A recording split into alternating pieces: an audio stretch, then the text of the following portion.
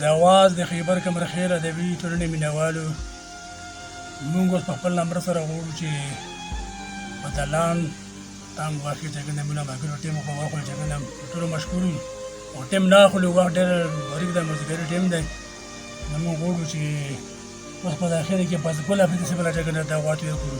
چې تر سره خپل کلام چې کوم د په جواب باندې شریک دي او په کومه څه چې کوم موږ ته دا وادر کوي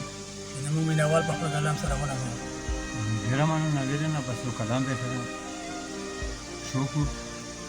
نو کلام خو دا سره یې مور په وبات کې مو لیکلی چې لکه ګل چې په چمن کې د اوبو سره تازه کېږي لکه ګل چې په چمن کې د اوبو سره تازه کېږي داسې زړه مې خوږې مورې ستا لیدو سره تازه کېږي داسې زړه مې خوږې مورې ستا لیدو سره تازه کېږي پهلا حق دے پاک اللہ دے دوام دے حضرت انبیاء دے پہلا حق دے پاک اللہ دے دوام دے حضرت انبیاء دے دریم حق پا دے دنیا کی بیا دے مرو پلار جوڑے گی لگا گل چے پا چمن کے دے اوبو سرا تازہ کی ستا تب خولان دے جنت تے دروغ ندی حقیقت تے ستا تب خولان دے جنت تے دروغ ندی حقیقت تے ستاسې نه خو مدرسه ده ستا بچی ته بنا کېږي لکه ګل چې په چمن کې د اوبو سره تازه کېږي ډېر ښکلی مور ستا د خولې خبرې دي خوږې لکه شکرې مور ستا د خولې خبرې دي خوږې لکه شکرې ما د پاره یخ شربت دی زما تنده پرې ماتېږي لکه ګل چې په چمن کې د اوبو سره تازه کېږي ډېر ښکلی دا منم چې مور خوږه ده د هر چا زړه کې پرته ده دا منم چې مور خوږه ده د هر چا زړه کې پرته ده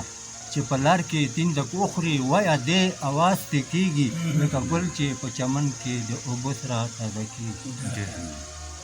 ټوله ورځ ستړی ستومانه کور ته راشم چې لماښامه ټوله ورځ ستړی ستومانه کور ته راشم چې لماښامه زه د ستا د دیدن چې وکم ستوماني مې پرې ختمېږي لکه ګل چې په چمن کې د اوبو سره تازه کېږي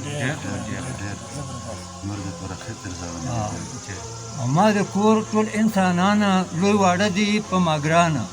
ما د کور ټول انسانان لوی واړه دي په ما ګرانه ستا حقوق دی ټولو زیات دي ستا ته هېڅوک نه سمېږي لکه ګل چې په چمن کې د اوبو سره تازه کېږي مور زمانه جدا نه ده زه د موره جدا نه یم مور زمانه جدا نه ده زه د موره جدا نه یم د مور زړه کې زه اوسېږم مور زما زړه کې اوسېږي لکه ګل چې په چمن کې د اوبو سره تازه کېږي ای بس ګله ارماني او د فاني دنیا ده پاتې هر یو روح ته مرګ شته دی په خپل ټیم د هر بدن به جدا کېږي لکه ګل چې په چمن کې د اوبو سره تازه کېږي هر یو روح له مرګ شته دی په خپل ټیم د هر بدن به جدا کېږي لکه ګل چې په چمن کې د اوبو سره تازه کېږي وسلام ډېر مننه بس ښکلی کلام دی وړاندې کړو